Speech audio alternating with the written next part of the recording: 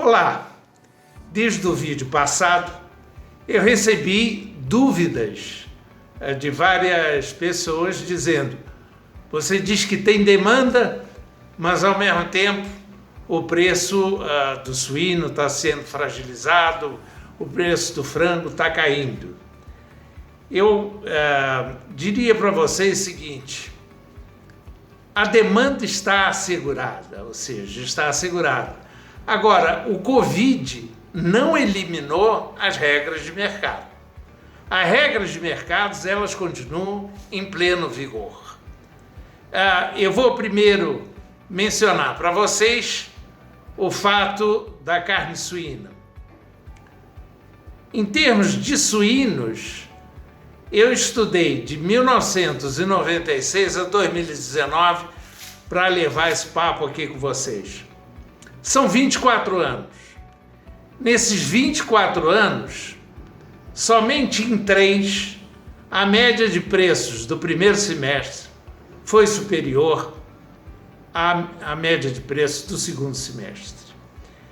E nos anos em que isso aconteceu, era sempre um dígito, 1,5%, 2,5% a mais.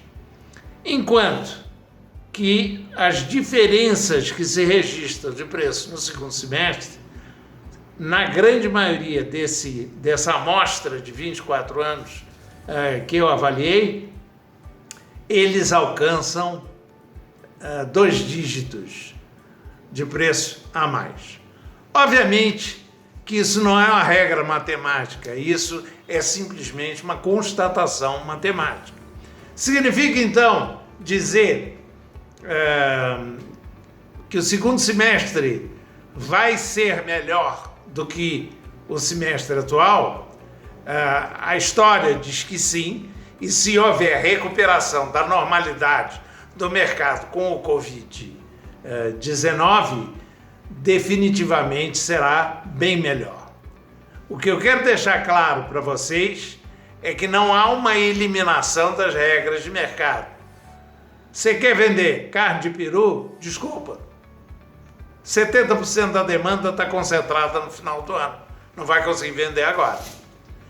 Você quer, por algum acaso, vender frango natalino? Desculpa de novo, não vai conseguir. O que você vai ter são condições influenciadas pelo Covid-19. O Covid-19 influencia a nossa rotina de produção, influencia a nossa rotina comercial também. Você está com todos os restaurantes fechados. Qual é o impacto disso? Posso dar um exemplo? Carne bovina, o preço dos animais tem estado estáveis. Agora, o preço da picanha tem caído. E por que tem caído?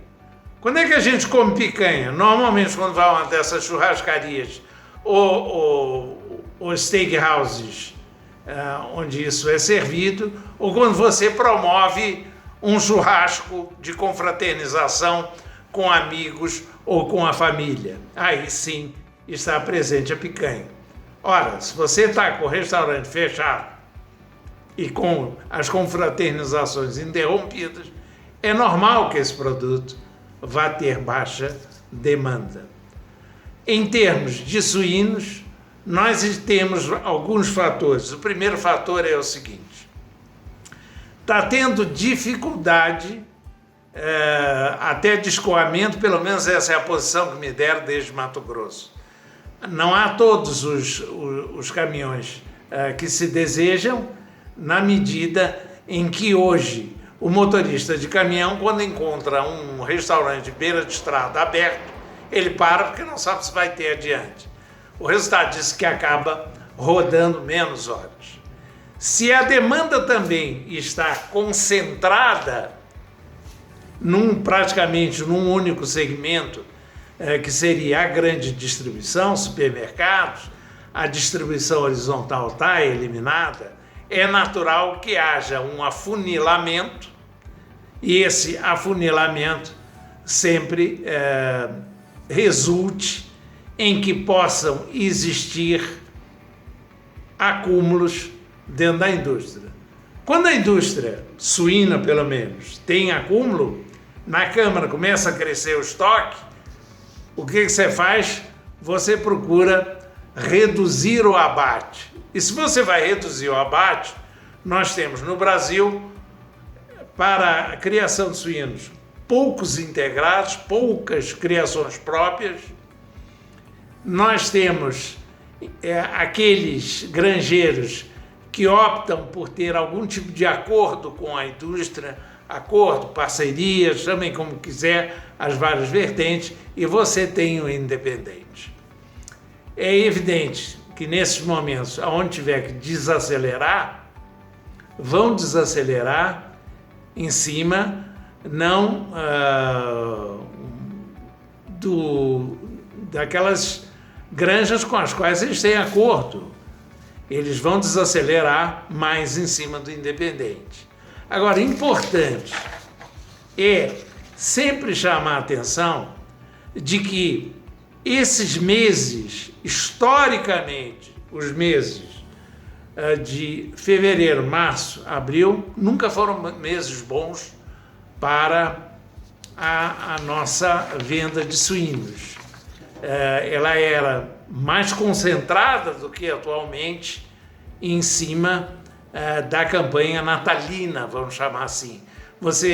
Eu me recordo que quando a campanha natalina era boa, janeiro era bom, porque tinha uma certa reposição de estoque.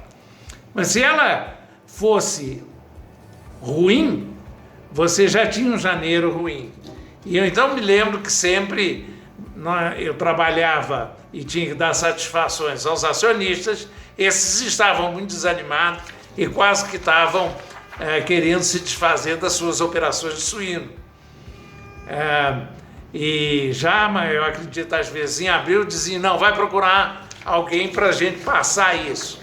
Quando você trazia, mais ou menos em maio, um potencial interessado, eles diziam, vamos esperar um pouco mais. Vinha junho e depois acabavam em outubro pedindo para aumentar a produção. Outubro, setembro, ou seja, segundo semestre. Eu gostaria também de chamar a atenção de vocês o seguinte: primeiro trimestre desse ano foi bom em termos de exportação. Eu estou aqui com alguns números. Suíno cresceu 33,71% em relação ao primeiro trimestre do ano passado. A bovina 5,09%, o que talvez explique que algumas das grandes empresas tenham selecionados alguns abatedouros para fechar. Elas têm essa possibilidade com o pessoal de bovino, porque é uma separação quase que total entre quem abate, processa e quem cria os animais. No nosso setor de suínos e de aves, há uma maior integração. No de aves é total, integração vertical deve responder nesse país por 95%. Frango, as exportações cresceram 9,47%. Não impede que os preços estejam do frango em baixa em relação a, digamos, os meses anteriores. Se você pegar uma curva dos últimos 6 meses, você vai dizer, meu Deus, está baixando. Se você pegar a curva dos últimos 30 dias, você vai ficar como eu, vai arrancar todos os cabelos, porque ela é evidente que baixa muito. Se você for aumentando o tempo da sua comparação, você vai ver que são situações atípicas. Ou seja, há momentos que não são influenciados pelo Covid. Há momentos em que a demanda sobe, há momentos em que a demanda enfraquece. Quando a demanda enfraquece, a tendência é de se produzir menos. Quando se produz menos, a tendência é de ter um fortalecimento. Fortalecimento sobretudo de preços, por quê? Porque aí os animais, a quantidade não chega ao suficiente. Eu diria para vocês o seguinte: nós continuamos tendo e continuaremos tendo demanda por carnes. Por quê? Porque esse país é o terceiro maior consumidor de carnes do mundo. E esse país é o primeiro exportador de carnes do mundo. A situação está um pouco completamente comprometida pela primeira vez, nem durante a Guerra Mundial nós tivemos cessação de atividade em todos os países do mundo, sem sombra de dúvida. Isso vai afetar? Sem sombra de dúvida. Vem aí uma recessão econômica, definitivamente deve vir algo nesse sentido. Vai afetar o consumo? Vai afetar o consumo. Vai afetar de forma que a gente tenha que reformular os nossos planos, de forma que nós vamos ter hoje uma produção superdimensionada para a demanda? Eu creio que não. Mas eu queria citar para vocês o próprio exemplo. Se vocês virem a produção, o abate de frangos brasileiro deste primeiro trimestre, ele esteve nos mesmos níveis do trimestre passado, do ano passado. Ou seja, a nós cabe monitorar as condições de mercado e de disponibilidade. É esse que é o nosso papel quando nós estamos à testa de uma empresa. E decidir calibrar a velocidade, o aumento ou a redução das nossas produções para se adequar à demanda. Significa dizer isso, então, que o Covid-19, além de matar os idosos que nem eu, vai matar a demanda de carne? Deixa eu repetir para você mais uma vez. Não. Vão as pessoas continuar comendo. Mas e o cara que vai perder o emprego, aquele que vai ficar a principal vítima da recessão econômica? Muito possivelmente ele vai mudar a dieta dele. Muito possivelmente, depois de ver décadas em que o consumo de arroz e feijão nesse país cai, é possível que a gente veja ele aumentar.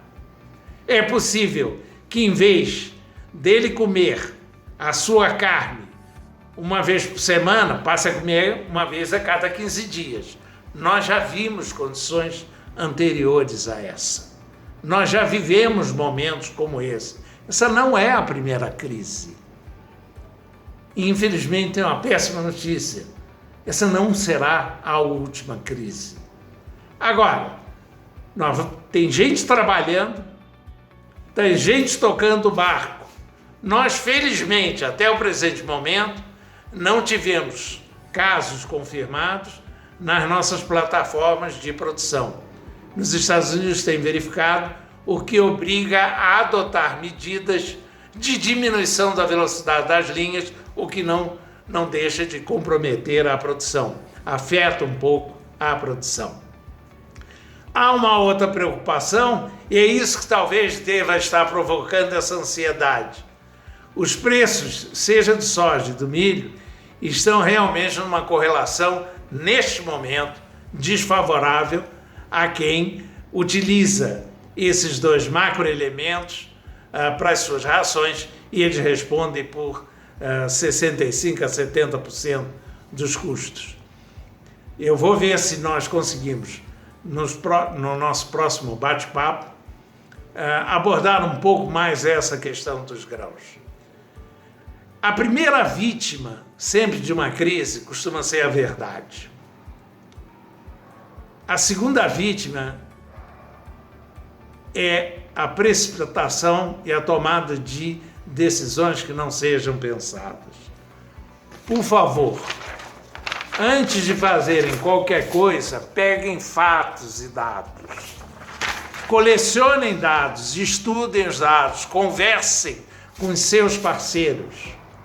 Nós estamos num momento em que nós não devemos estar vendo qual é a nossa participação no mercado, se eu posso expandir ou não. Nós temos que estar vendo como é que nós vamos sobreviver. E para sobreviver, traga para a tua trincheira até o teu concorrente. É hora da gente cooperar, que nós vamos sair dessa. Eu não tenho a menor dúvida. E nós vamos sair dessa como grande produtor, consumidor e exportador de carne.